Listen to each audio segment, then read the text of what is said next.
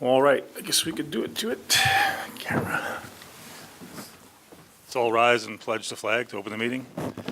I pledge allegiance to the flag of the United States of America and to the republic for which it stands, one nation, under God, indivisible, with liberty and justice for all.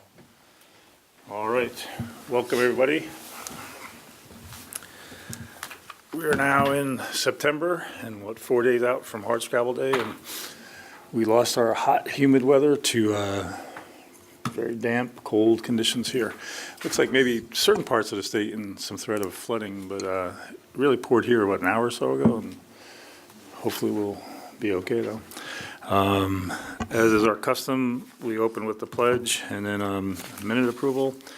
This past month of August, we had the regular monthly meeting on August 13th, and then the next night, the 14th of August, we had the public hearing on the eminent domain commencement process.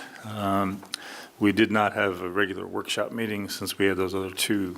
So we've circulated, and I've reviewed the August 13th and the public hearing minutes. You might make a side note.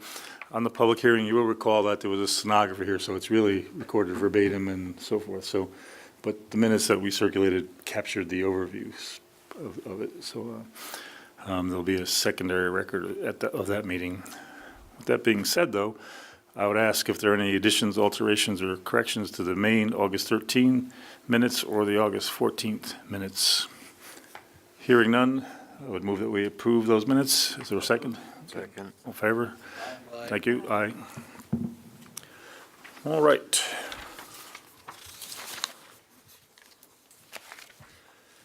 Next up would be the treasurer's report, which Cindy submitted. I'll read it over. The past few months, we've been somewhat illuminating the fact that with the fiscal year beginning, we had, I think, 2 months with a balance in the general fund of over $1 million. It has now dropped to $918,128. Water fund has $165,576. Trust and agency, $33,993. Materials management, $4,315. Petty cash, $44.50. Village green, $4,404.33. Hardscrabble, $17,881.34. Health insurance, $763.84. Sewer fund, $14,810. As far as expenses this month, general fund are $129,113.54. Water fund, I see a typo here, Ms. Treasurer. Can you? No, that's not a typo. It is not? No. Okay. Okay, because you do have the bonds in there. Okay, okay. I've almost fell out of my chair. It says $1,470,077.25.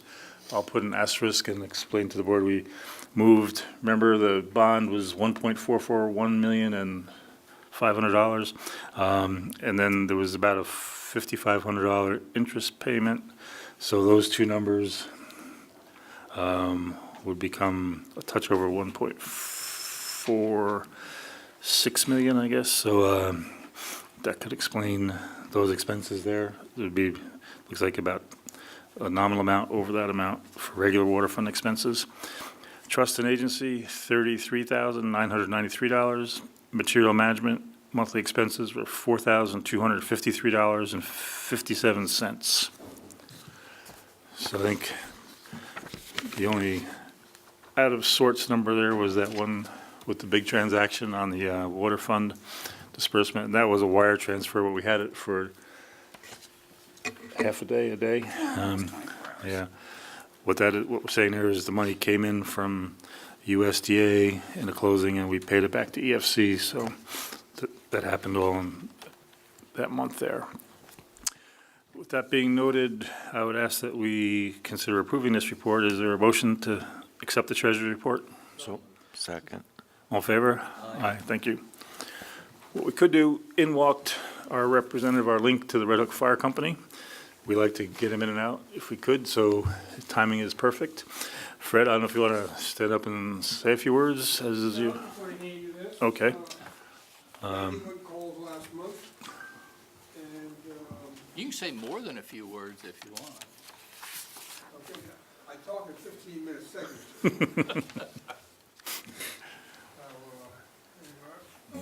Okay, thank you. And we'll be seeing you at the board meeting on the 25th, I believe, at 6:30? 2/7, I think you said, but I'll announce that. And so what Fred's brought in is the monthly report for ambulance and fire calls. And what we do is we log this in, and it helps us both ways. We see how busy they are, and then we can figure out next budget sequence and things. We have an ongoing record of what's been called out and how much it's working. Okay, thanks. Right. Yep. What Fred mentioned was during the week, last week, their board has invited me to a board meeting in September. I believe it's 2/7. I might extend an offer off to trustee Trapp. I don't know what your schedule is. I'll give you the exact date. And what day is this? Say that. What day of the week do you normally meet? Is it, Pardon? is it a Monday night or no? Wednesday? That's Okay. I'll look it up in my calendar, but I'm coming for sure, and then Jay is our EMS point of contact person, so, okay, okay. Thank you, Fred. So that was the report from the Red Hook Fire Company. Segues to the monthly police report in that venue of emergency services. For the month of August, total incidents were 354. Breaks out 259 were in the village of Red Hook, 88 in the town of Red Hook, and 7 in the village of Tivoli. Tickets resulting were 154. 100 were in the village of Red Hook. 9 of those were parking tickets. And then there were 54 in the town of Red Hook. Arrests were 24, and it's split evenly this month, 12 in the village and 12 in the town.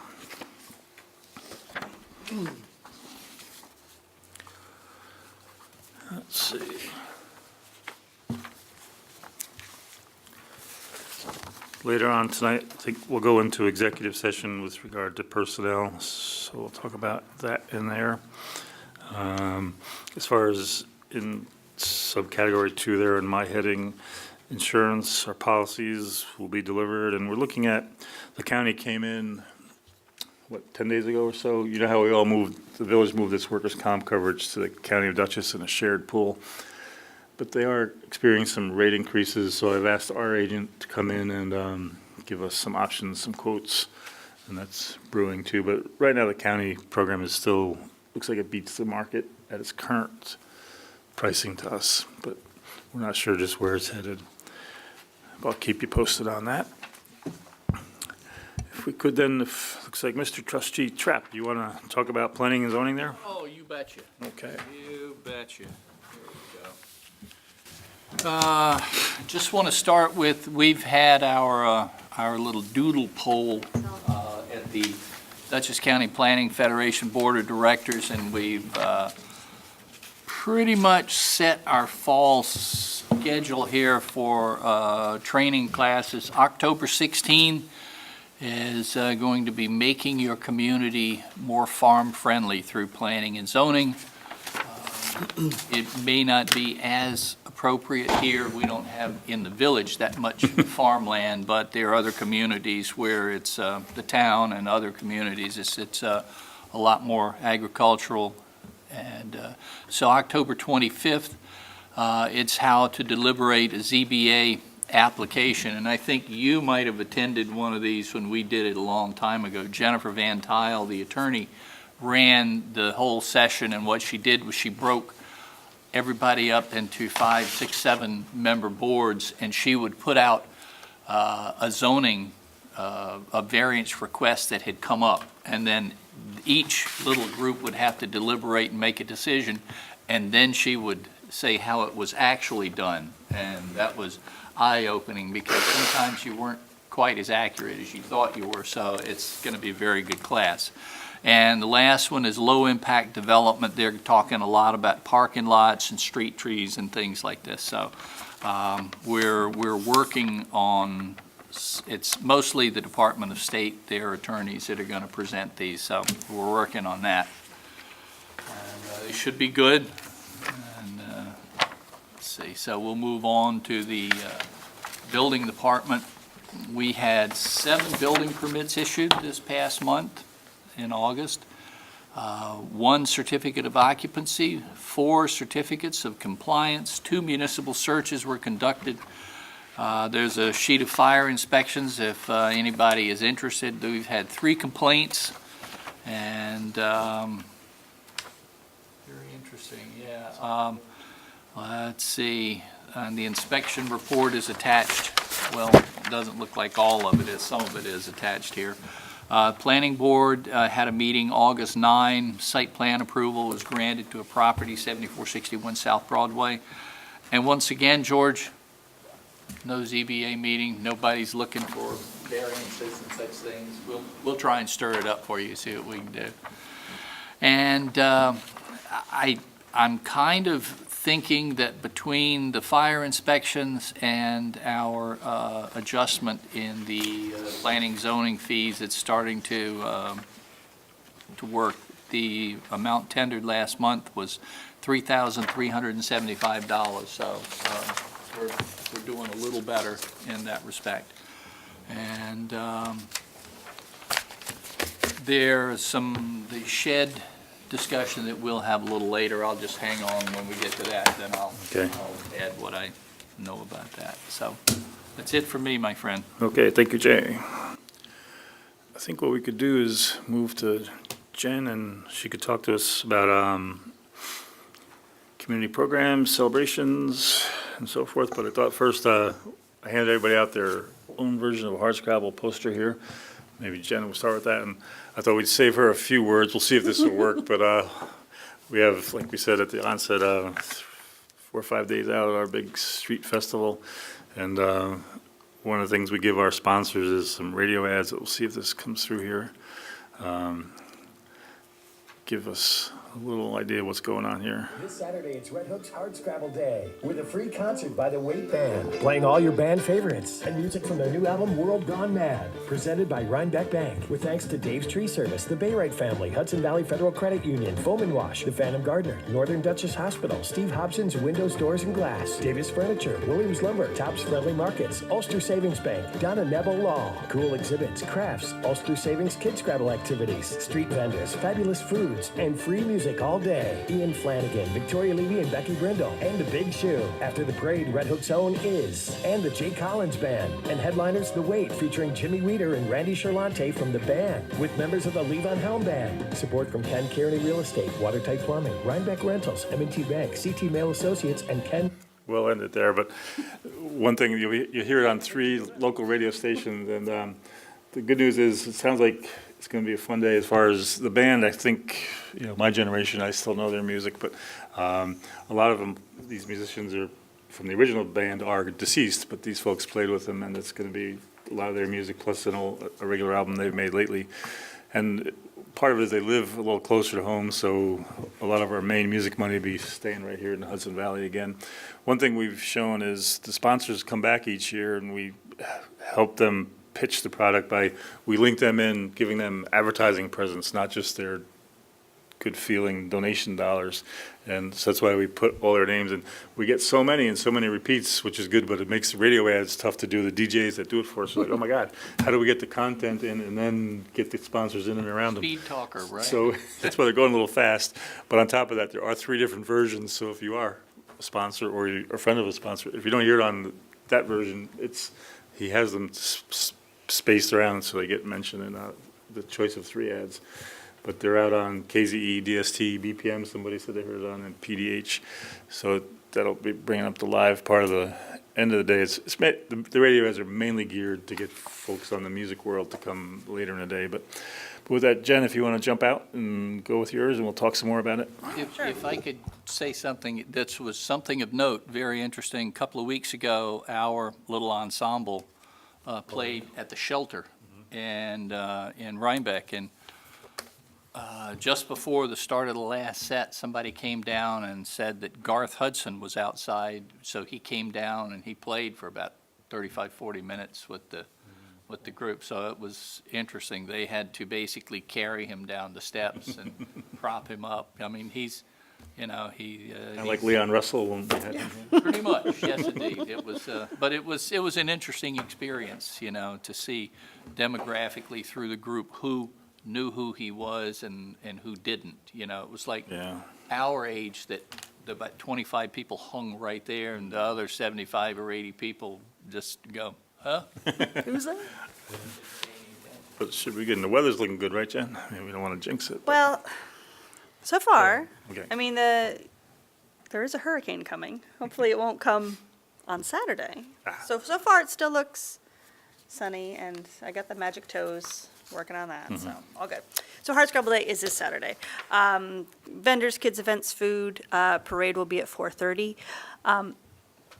This year we're doing something different. Normally we have vendors on the streets. We're not doing that this year. We want the merchants to come out and people to be able to go into there freely. So we have 2 dedicated vendor spaces. One is at Key Bank Lawn and the other is up at Memorial Park. Excuse me, I'm getting my annual Hardscrabble cold as we speak. Uh-oh. Memorial Park will also have bands and some food trucks up there as well. So there will be 2 dedicated spaces to vendors. So that's going on, and you heard the music. It's the Wait Band, and it should be a great day. I mean, hopefully the weather will hold and all will be good. And one thing too, Jay's band will be playing up north, but then Jen's a big fan of the Big Shoe, and I love the Big they're a Show. wild, zany, pretty local bunch of And people. they're having high school students play with Yeah, that's what I them. want to emphasize. Little it's awesome. unknown to us, 3 years ago when the Big Shoe played here, early in the day, the high school hired one of their members as the band director, right? Is that his title? Or music director? I'm not sure. But anyway, he's still with the band, and he's one of the reasons we brought them back and got them back. But their outlook is what they're going to do is they're going to bring their students up on the stage with them. I think it'll be a huge, fun thing. It'll Yeah. It's going to be, I know what they're- song they're playing. oh, really? My daughter's been practicing. But they're high energy and a lot of fun, and bringing the kids in will be triply I awesome. mean, they're one of my favorite bands, so. But- So if we survive Hardscrabble Day, we have Halloween, which is our annual trick or treating and chili cook-off. That'll be Saturday, October 27th, from 12 to 3:15. Again, once we survive Hardscrabble, we will figure out the logistics of that. I talked to Paws Dog Boutique. They're interested in doing their dog Halloween again, probably October 28th, which is the Sunday. That's usually how it works, is we do ours on Saturday, they do theirs on Sunday. I'm just waiting for confirmation from them on that. And then we have Red Hook and the Chocolate Festival, which is this amazing event that's run by the Chamber of Commerce, and that'll be Saturday, November 3rd. Yeah. And then should I take it down a notch and go to the fabulous world of materials management, or do you Yeah, want yeah. to talk Hardscrabble anymore? I think I'm good right now on Okay, Hardscrabble. Let's take it down. Materials management. Oof.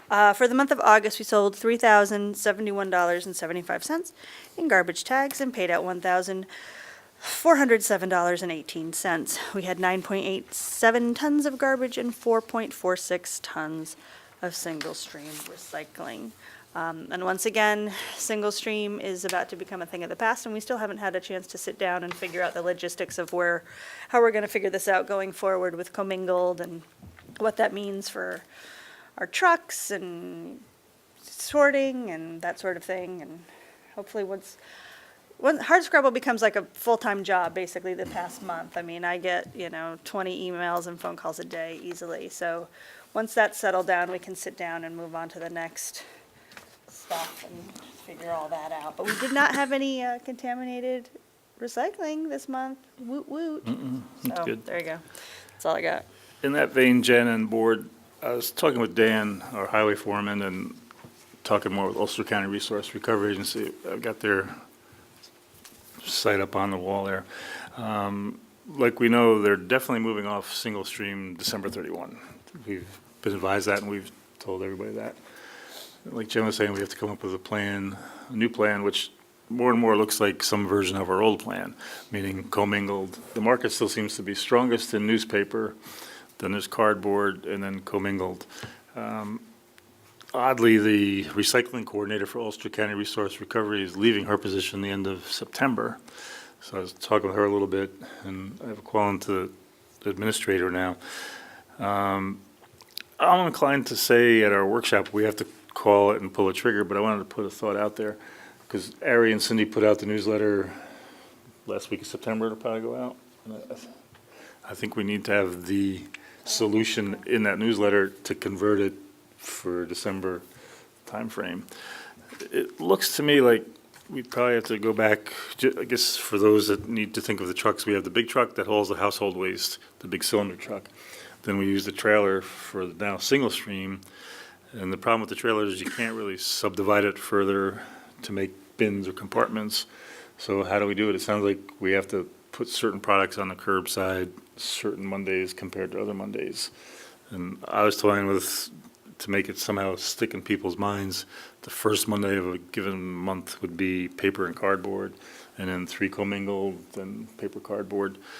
Just somehow so it stays set, because when you start doing alternate and this and that, it gets a little too confusing, I think. Dan had a thought, well, could we just not pick up paper cardboard, send folks to the town transfer station? But that involves a $15, $20 per year fee. It involves getting in your car, driving there. Even now on a Saturday morning, there's a lot of traffic and a lot of congestion over that way. Haven't thought of anything better. The problem is recycling still makes sense. Unfortunately, the market is collapsing right now on it. Somehow we have to push people, like Jen always reads the numbers, we have about a 50 to 60% recycling rate, which far outperforms other places, but we'd like to be sure that all our effort is making sure it's not being landfilled somewhere else or thrown on a dock and sitting somewhere. So we have to break it out from the single stream and go with that. So right now I'm leaning toward paper, cardboard that first Monday, and then commingled, and back again, keeping things that way. Can't see if we had to make the men do another trip on another day of the week that ties into their highway time more or interferes with their highway time more. But if you all want to think about it, I think we have until September 20th, which is, I think that's our workshop. I think that's the third Thursday. And then, but we'll have to pull a trigger that day. So, thoughts.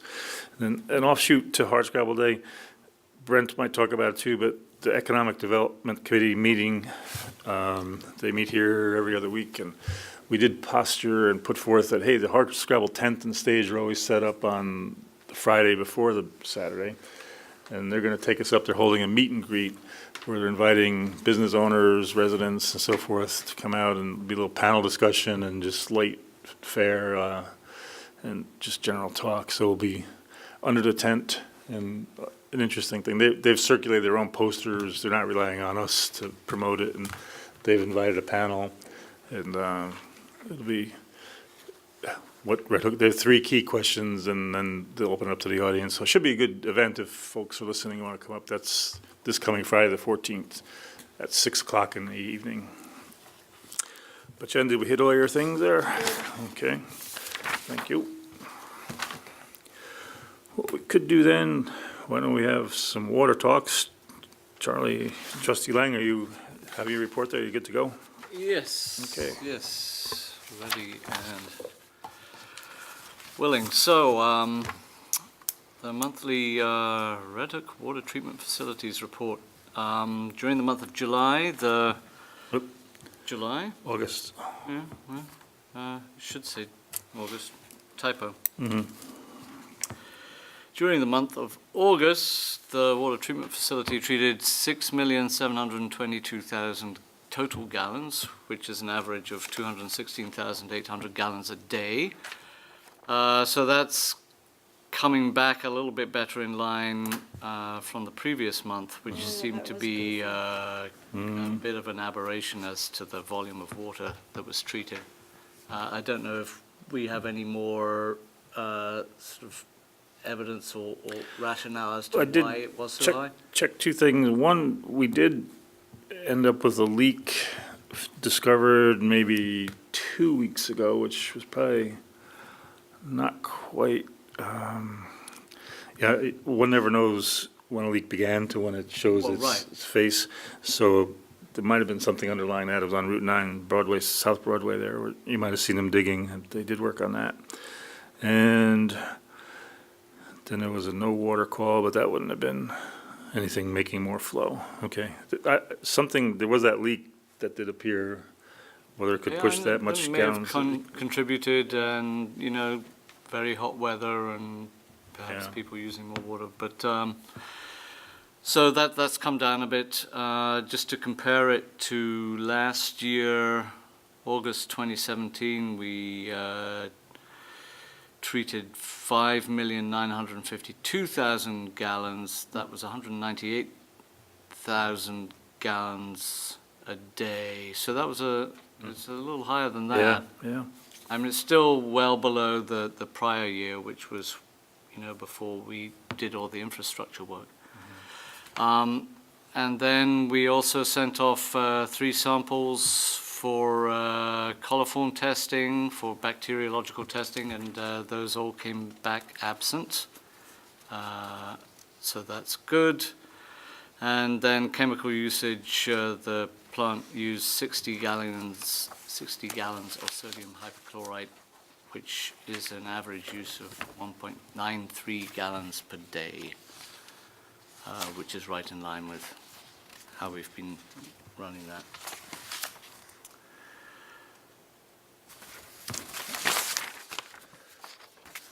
And as to our, our nice detailed report, there's a number of outstanding or open items which are being addressed, such as one of the wells, which is out of service right now, but is scheduled for replacement of some equipment in there. Yeah. Yeah, the one interesting one is on page, I guess it's 3. It says completed work orders, 30 Blue Echo. Maybe it's the next page there. Yeah. It's way out on the eastern edge of the village, and they called in a no water scenario, but there were no main breaks noticeable, no issue, and they're about, 200 feet off to the north of Route 9, maybe even more, Route 199 rather. So it was a bit of a mystery, so we had to go out. The water operator ended up, this was the horrendously hot weather too. It was like, 92 degrees plus or minus. You cannot live without water. And so the team went out and put a temporary hose system from a hydrant where you can downsize the valve and so forth, the size of the connection. And they got water flowing to the house. And it turned out it was a problem on our side of the line. It looks like something failed in the distribution main right around there. And it was not on the customer's side. So the highway guys took about a day and a half of regular time to do a new run of line out there and to get the water back on, but they got it all done. But I tell you, man, it was, like I said, about 8 full hours and about another 4 as far as the time it took everybody. But they got it done, and I'm glad they had the creativity and the idea, to get that water hooked up to a hydrant and run it out there. So it worked out for the owners too, because I think it's about 4 apartments in that building where a lot of people are affected. So they did a good job. And later on in the regular business, we'll talk a little bit more about water, Charlie, so, Right, yeah, we have that. okay. Are you good? Yep. Okay. Let's see, we could move off then to Deputy Mayor Kowalczyk. Are you ready to go? Yes, sir. Starting with the Village Green Committee monthly report, current balances of Village Green Committee's related budget accounts as of August 31st are as follows. Community beautification, we have $4,000. Shade tree contractual, $10,500. I'm sure that'll come down because we've been doing some tree removal and pruning last couple of weeks. And the Village Green checking account is $4,404.33. Excuse me. Tree removal and pruning began during the week of August 27th. 10 property owners with 15 trees in total have been notified and will have work performed on the trees within the village right-of-ways. Dave's Tree Service, assisted by the Village Highway Department, is performing this work. There was a Village Green Committee meeting held on August 31st, and we discussed and reviewed the 2018 tree pruning and removal list. We're also preparing a preliminary tree planting list, including tree sizes and possible locations. So we're looking at those trees that we're removing, and we have received several requests from people that want trees on their, close to their property on the village right-of-ways, and also discuss tentative fall planting dates. And the actual date will be determined once a tree delivery date from Schichtel's Nursery, which is where we buy the trees, is confirmed. And most of the times it happens during the Chocolate Festival. So it's the same day, but, so early November is what we're looking for. The Village Highway Department monthly report for August. The Village Highway Department is currently picking up lawn debris and brush every first and third Monday, schedule and weather permitting. And residents are reminded to place lawn debris curbside and place brush, lawn, and debris and grass clippings in separate piles. And please limit the size of the piles to 6 feet by 6 feet by 6 feet, with tree limbs and branches no longer than 6 inches, no larger than 6 inches in diameter. The Village Highway Department has repaired sidewalks from water repairs, added additional lengths of sidewalk, and installed a new concrete pad for a bench in Memorial Park, which is now installed and awaiting its plaque, which I believe is on order, and hopefully it will be in before Saturday, but we'll see. The Village Highway Department, with consultation from the village engineers, are reviewing existing site conditions and possible stormwater catch basins on Garden Street and Fraley Street. And no revenue was generated from the sale of scrap metal during this month. Total revenue generated this fiscal year so far is $651.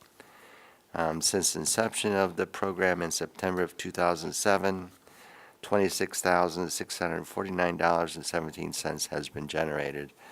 And the proceeds of this program go toward purchasing tools and equipment for the water, highway, and material management departments. And anyone interested in donating scrap metal can contact the clerk's office or the highway department at 758-8600. The Red Hook Infrastructure monthly report and Intermunicipal Task Force monthly report. Red Hook Sewer Project meetings were held on August 24th and August 31st at the Village Building. We are still collecting, reviewing, and signing easements from property owners within the sewer service area. A total of 135 easements from 127 property owners must be collected and signed before the project goes out to bid. Property owners who have not submitted easements will be subject to proceedings to acquire easements through the authority of New York State and Red Hook Village laws. Mailings to property owners within the sewer service area and listings in the Daily Freeman were issued and published prior to a public hearing that was held on August 14th. Eminent domain proceedings will be initiated to secure the remaining easements. We're coming close to. I'm just looking for my list. Interviews continue to select an appraiser to appraise properties in regards to the eminent domain proceedings of securing the necessary easements. And we also review the outstanding documents that need to be completed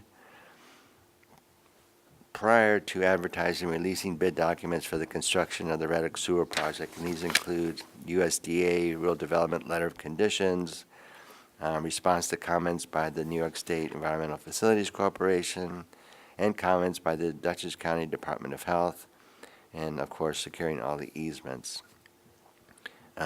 We're preparing and submitting documents required by the New York State DEC for the acquisition of the Red Hook Commons wastewater treatment plant regarding the transfer of the existing Speedies permit, possible on-site surveys to fully assess impacts on biological resources, and a determination by SHPO as a requirement of complete application for any New York State DEC permits for modification or expansion.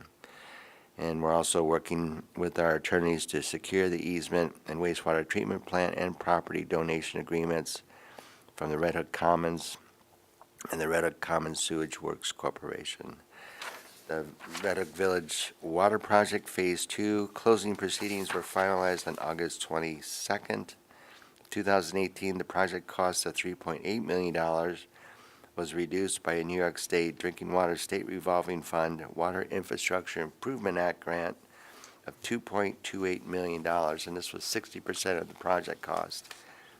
The village borrowed $1,441,500 from the USDA, as mentioned in the, and that was a really shocking voucher to sign, by the way, to see that number, to repay the New York State EFC short-term loan. The village will repay the long-term USDA rural development loan at an interest rate of 3.25% for the next 38 years. So we will be paid off in 2055, just for this phase. And the existing elevated tank and well field controls, part of Phase 2, are being addressed by the village engineers and the village water operating contractor. And that was mentioned in the water report. And the Red Hook Village Zoning Review Committee, the mayor, Mr. Blundell, has suggested that the Zoning Review Committee review a model landmarks preservation local law for New York State municipalities and make recommendations to the Village Board of Trustees regarding revisions to the existing demolition provisions in the current Village Local Law, Chapter 200, Article 6. And then we'll convene shortly after the big festivities coming up. On the intermunicipal task force, both Charlie and I represent the village board at the meetings. We meet at the village, or the town hall, and we met on August 10th and 17th. And we reviewed existing short-term rental regulations for municipalities in the Hudson Valley, Maryland, and Virginia. We reviewed Airbnb's comments for potential hosts regarding potential and expected regulations that may be imposed or enforced, and reviewed and discussed potential zoning provisions regulating short-term rentals in the town of Red Hook. And this is something that the village of Red Hook may want to consider looking at too. So we'll do a little bit more work on the task force and bring that, what we found, information in. We've been looking at, again, some existing provisions from other municipalities in both locally and out of state. So some of the other committees, it's been a really slow month, which is kind of good. There were no meetings held for the Town of Red Hook Zoning Review Committee and no meetings for the Community Preservation Fund. I did not get a Community Preservation Fund balance for this month from the town. The Northern Dutchess Alliance, there were no meetings held during the month of August, and we are working, the Town of Red Hook Local Waterfront Revitalization Program, or the LWRP Working Group. We met on August 28th in the Red Hook Town Hall. I'm a member of that one. We reviewed existing Red Hook Town boundaries and adjacent municipalities' boundaries and discussed the possibility of revising boundaries of the Red Hook Town LWRP. Discuss addressing issues regarding stormwater drainage and sea level rising resulting from climate change. We discussed amendments regarding the effects and benefits of tourism in the Red Hook and Hudson Valley region, and discussed and provided overviews of the existing LWRP policies. We were assigned, as members of the working group, sections of the policy to review and make recommendations to the working group for consideration and possible LWRP revisions and amendments. And that is it. Oh, thank you. Jay, a little housekeeping. Do you feel like flicking on a cooling unit somewhere? Feels a little warmish up here. And just on one part of Brent's reports, I made a little star when he was talking about highway. Is subparagraph 2, paragraph 2. The village highway department have repaired sidewalks and added additional lengths. One part, let's see, I asked for that, but I guess I really meant to do paragraph 3. The village highway department, with consultation from village engineers, are reviewing existing site conditions and possible stormwater catch basins on Garden and Fraley Street. I know of Fraley Street activity, and I wanted to add, just for the record, we do have one we've been looking at for a bit of time on Prince Street there on the far end of Prince. We still have that being reviewed, but the Garden Street one, fill me, and I'm not sure what that one is. I think it was Prince Street. So, Prince, you meant? yeah. Okay. Okay. Yeah, Good, make that because I was thinking of that street, not Garden. Thank you. Yeah, Prince Street, yeah. Yeah. We've been working on that one for a while. Yeah. We could move to regular business, which should be a little more interesting, I think. The other part's kind of housekeeping and very businesslike. One short one was police fees. I noticed when we're in the office, we don't handle too many auto accidents here in the village, thank goodness. But periodically, insurance companies do send in form letters for a copy of an accident report, which Jen might be familiar with. Not she has a lot of accidents. Not from the accidents she's had, but from her career. But right now, it's called Metro Reporting. They send it in, and the staff upstairs finds it and copies it and sends it back. Other munis can charge more than we do. I'm thinking we should charge $5. It sort of sinks into, like we do with the planning and zoning, the permit fees. If we can move the benefited person to pay the freight instead of the general taxpayer to incur some costs, I think it's a good trend or a good tendency. What we could do is, if you happen to be a village resident who had an accident and you want your accident report, I think we would leave that the same. In other words, it's just a price per page for a copy.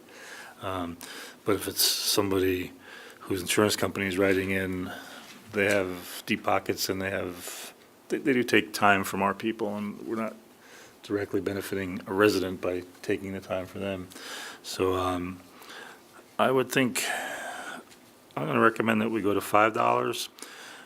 Some municipalities are up as high as $10, but yeah, I think 5 would cover our staff time to open the envelope, make a copy, and then mail it back and so forth. And it would offset a little bit of some expense up there. I'd like you all to think about it. We could probably move on that in a workshop. We could, if you wanted to sample, if you have access to any other munis or whatever, but it would generate a little more cash flow up there. So just a formative thought idea there. Shed law discussion, Jay alluded to it as he was speaking. It ties in a little bit with some other aspects of the agenda tonight, but interesting situation has arisen. We have, about 8 years ago, the village moved in a direction to modify its shed law, had a draft law, but never concluded the process. And unknowing and unwittingly, building inspectors were taking the draft version and utilizing it as a codified existing version. But unfortunately, it's not the case. The codified version on the books is somewhat different wording, and we have a particular situation arising where it's becoming problematic. We've been looking at continuing to discuss and review our shed law, but it's not completed, and it's not for lack of, we've just had other things to do. But I do think we need to think of our attitude. Technically, if law is on the books in a certain format existing, that would be the law we would be held to, not the draft version. And if Jay wanted to chime in at all, we've got 1 or 2 cases, like I said, where measurements and dimensions are at issue, and the new law just never, ever got adopted we would need to do public hearings and certain things, so it never went all that route. I don't know if Jay and his other hats that he wears, when you have draft law out there but existing law underlying it, it seems logical to me that the underlying law is the active enforceable law. Is not law. Yeah, so what we'd have to do is, we've got our building department, and I think we do want to change our shed law to make it more modern, but we're saying, it's not done yet, and so we'll have to advise our building department of a few things. I think since it might involve potential litigation, we can be a little more specific in executive session when we go in on that, and we can come out and work further on that. In regard to that, item 4 on the regular business, zoning, GBD changes / demolition.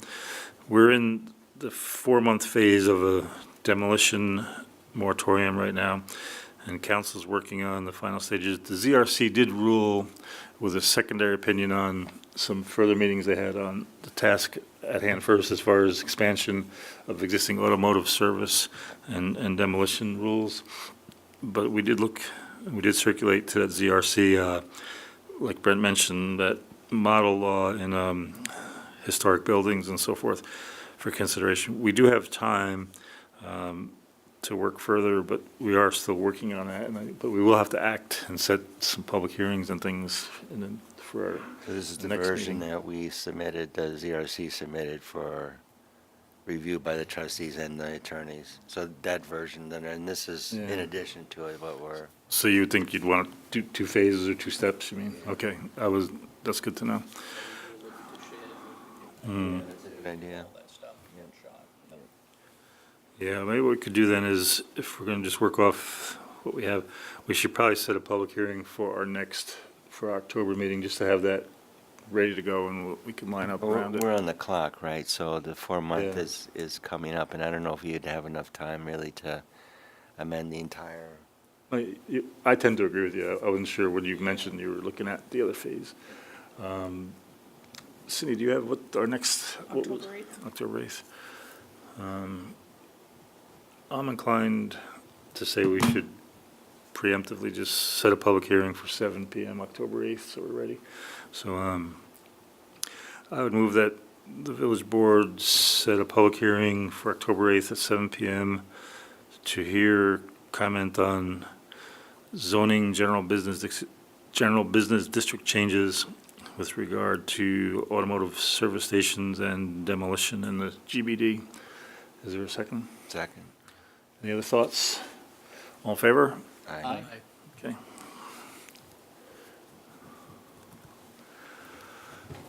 Good, let's see.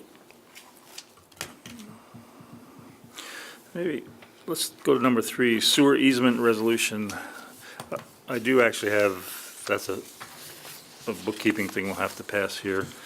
When we get to that, we'll get Jay probably to read that. It's a short thing. But I wanted to talk a little bit on the board and with the public about, in August, we had that public hearing on the eminent domain issues.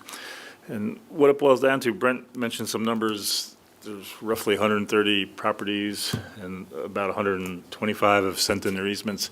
Since the August meeting, more have come in, which is a good thing. We're finding many of them had just like a odd question, something not really diametrically opposed to the project or our plan on their property. It was just they didn't get pushed and get their paperwork in here enough. Like I said, quite a few have come in since then. There are still a few out there, so unfortunately, we have to start this process of lining up legal and related expert information, which we really don't want to do. It's the project in our mind is well thought out, well designed, and it's the overall interest of the village and its people to get this built. We don't really want to get bogged down in legal costs and expert testimony costs and evaluation costs and so forth.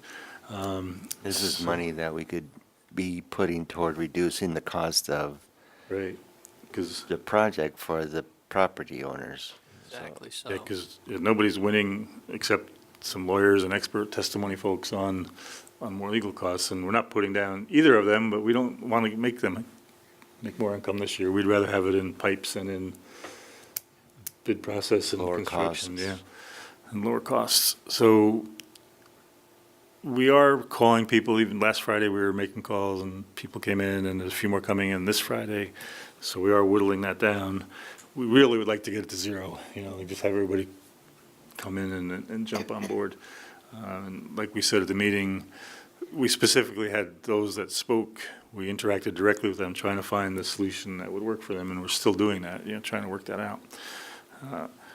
With that, though, in mind, the one resolution here is for those that have turned in their easements, the way council has it set up is we batch them and they get reviewed and the village signs them, and then they move off to it being actually filed with the county and so forth. And you'll see some vouchers where that's moving through.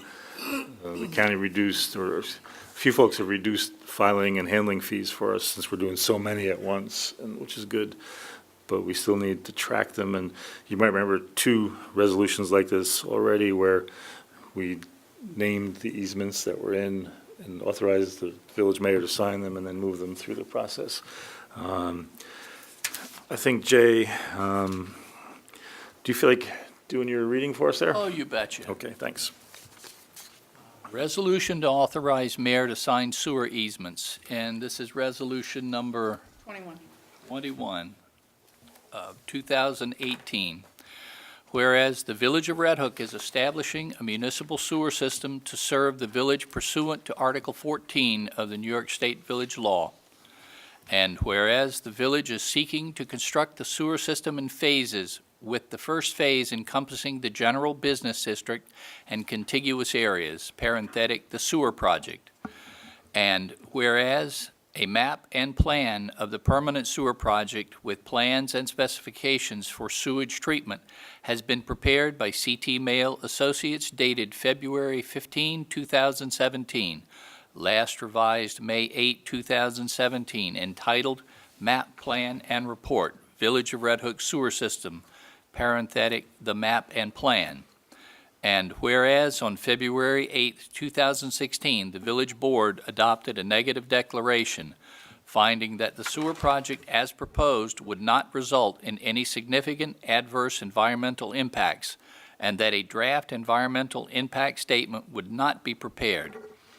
And whereas the village has been obtaining easements over private property for installation of Phase 1 of the sewer project in accordance with the map and plan. And whereas the village has received the following partially executed easements, which have been reviewed by the project engineer and attorney for completeness, numbers 5, 9, 21, 55, 64, 81, 92, 97, 111, 117, and 2V, parenthetic, the easements.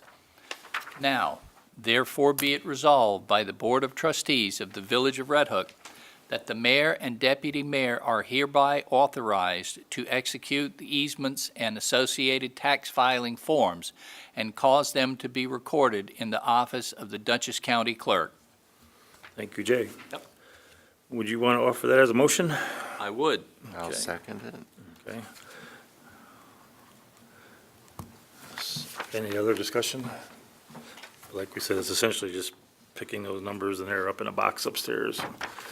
If we pass this, I sign them and move them off. So I would put it up for a vote. All in favor, say aye. Aye. Any opposed? So it looks like unanimous. Thank you.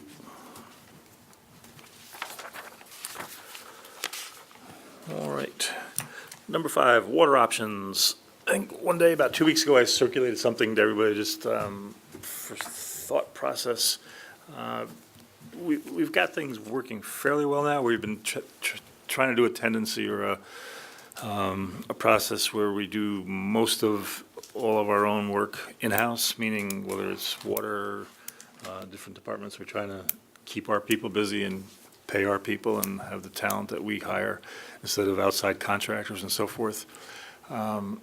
Couple things going on. We use VRI as our operator, but we have them pretty much as an administrative consulting level. It's not the full freight, full cost that we would pay them if they're doing every piece of our operation. And right now, our highway department is moving more toward a Department of Public Works, which I think is a good thing. You know, we've been buying them more equipment and giving them different skill sets, and some of them got different credentials to help us with water. But I don't think we're quite hitting the mark yet. We have a lot of the clerk and the assistant clerk, more area the assistant clerk spends a ton of our time on water billing, the payment processing, delinquent processing. And it's an amazing amount of paperwork, first of all. And then with VRI working the technical admin, like if a certain size transducer fails, you know, what do you do? How do you fix that thing? Where do you buy the part? They know that stuff. And then Chris Kuhn and Highway do certain of the field work. But I'm not sure we have the total package yet. And eventually we're going to be moving toward where when we're in the sewer business, VRI also does that business. But we're going to need credentialed operators there too.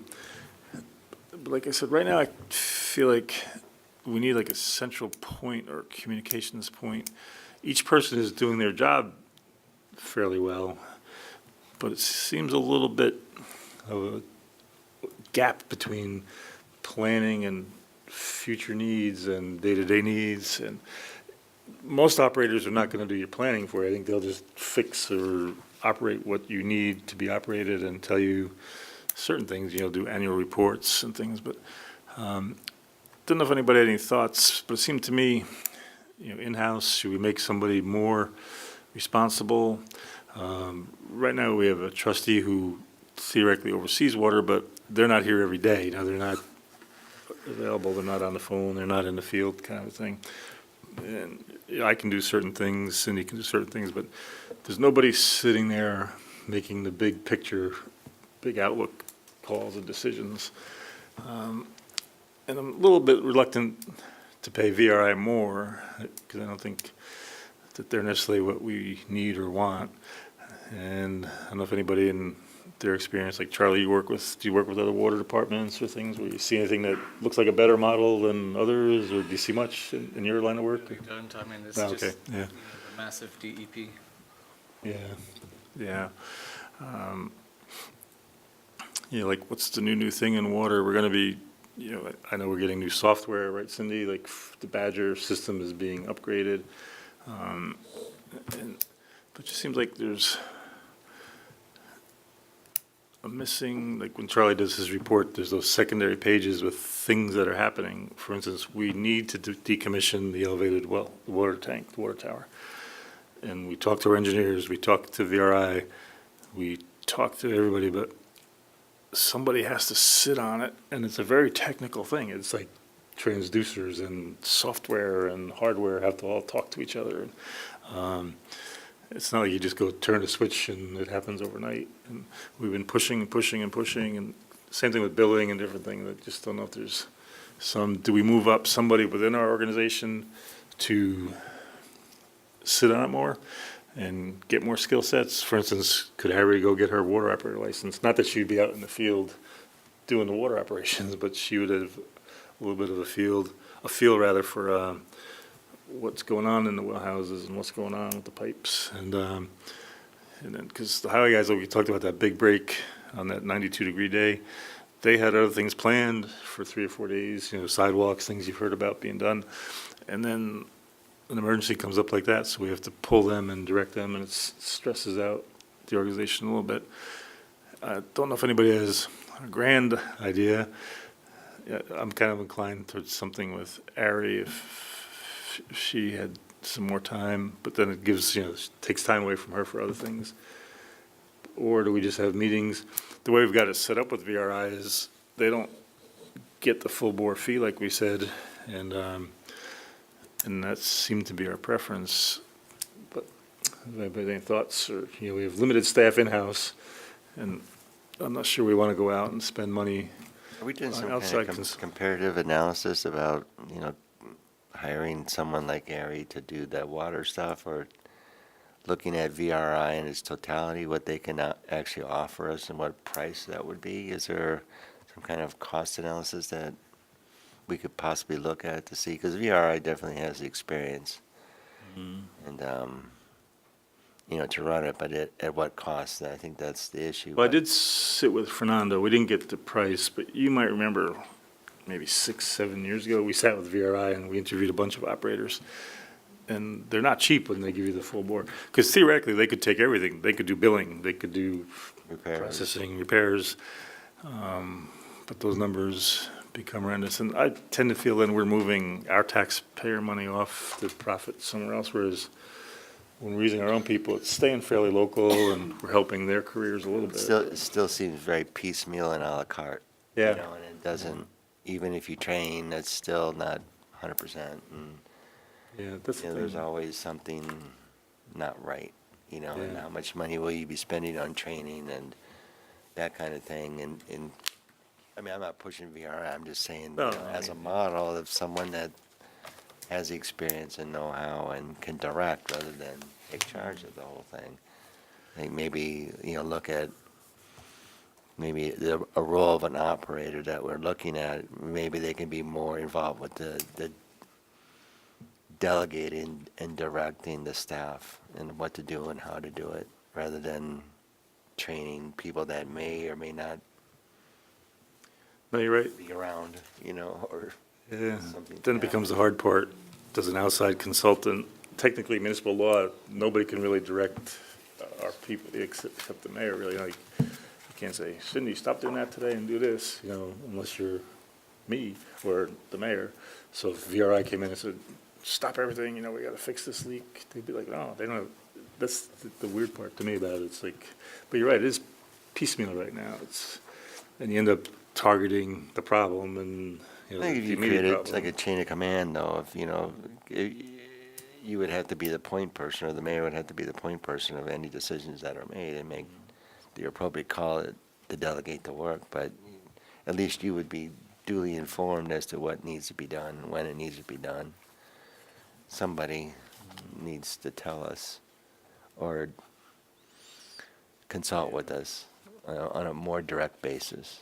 Because when we had phase two, and even phase one, but more so phase two underway, we had CTML hanging around, and we had tapped one of their staffers to be operator. So there was a lot of connection, a lot of communication every day. With the engineers and the operators, Yeah. so it was But now good. it's more stabilized, but there's not that same linkage anymore, and it's starting to feel like it's not happening quite right, so. Anyway, I don't think we solved it, but we'll have to think about it. I know the town uses VRI. What about other villages, small water districts? I mean, I'm sure there's 100 different ways that Yeah. the communities. I've talked to Rhinebeck. I don't have a feeling they have a secret answer, No. It's, they have a lot of operators, but operators, to me, Jay, they seem like, building inspectors. There's far and few of them, and, they kind of cover a lot of places part-time, and they don't, There's a list available online if you Oh, would like to see it operators? broken down per county. operators. Yeah, exactly, so, and their levels, they're different Yeah. levels of. Well, that's another good point. I mean, is there an opportunity here for shared services of some kind? I think, yeah. I mean, somebody that is managing more than one similar-sized water system. Well, we could look at that list that Jay mentions, but we have gone and picked an operator here and there over the years, but they tend to be, I don't get the sense they're committed to this organization. They're just checking the plant and going somewhere else. The operators themselves, like Jay or somebody just said, there's Class D, which is what Kuhn is going for, which enables him to work and touch and understand the distribution system. That's what the D stands for. Then there's a thing called B. There's some other level where they can actually work in the plant and have direct control. It over seems like those there's an opportunity that's going to present itself for some person or some entity to be both operator for not only the water, but the sewer. things. Yeah. So, they're going to be very similar in operation and billing and that kind of thing, and they're all new systems. Mhm. And so, the advantage of having CT Mail working on, when it did, they got to observe the system being installed. Were there documenting, they understood where things were and how it worked, and that's what we're kind of hoping for with the sewer project. Someone then continue after the project's done to operate and maintain and train any new Right. people. I mean, that would suggest that we should carry on as we're doing for the moment until we get a little closer into the sewer project. Because I'd like to see something in-house, like a sewer and water department, or something with that hat for both. And then the fees could, right now, water pays a lot of the staff's salary because they spend so much time on the system. But anyway, keep thinking about it. I thought then we could go to executive session, but George wanted to get out of here relatively fast. Well, it's kind of a cruddy night out tonight. I don't know. It's not you can go for a walk or anything. Did you have any general items you would like to public comment on, sir? My only question, I don't need a Okay. answer.